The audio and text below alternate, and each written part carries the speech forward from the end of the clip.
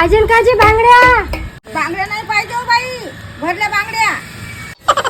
बांगडा बिला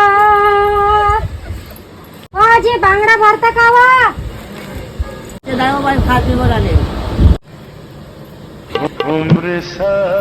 काय करू बाई, ह्या गावात आली मी एवढा मोठा माल घेऊन, काहीच खपलं नाही बाई, कोणच घेतलं नाही हो. माय बांगड्या गिंगड्या माया काय करावं आता. एवढा मोठा माल भरला बाई म्या, आता काय करू आता एवढ्या मोठ्या मालाचं?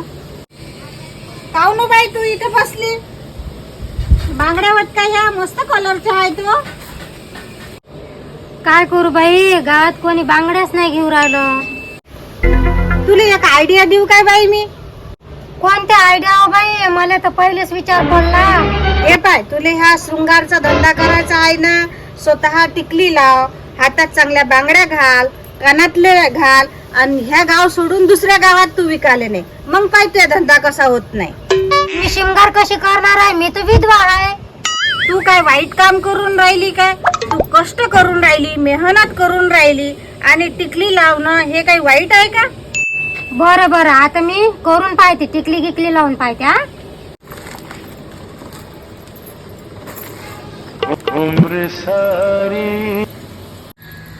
बांगडा बिला हो, मी तुमच्याकडेच आली होती हो बाई.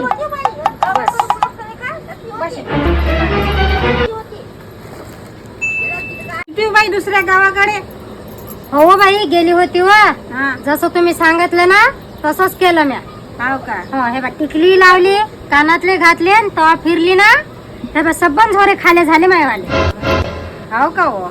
बाई ह्या गावात फिरत होती ना, शब्दाचे घाव एवढे खोलवर जात होते की माय मन रडत होत, पण डोळे माये कोरडे राहत होते. म्हणून म्हणते की पोटासाठी कष्ट करावे लागतात. कष्ट करणं वाईट नाही आहे.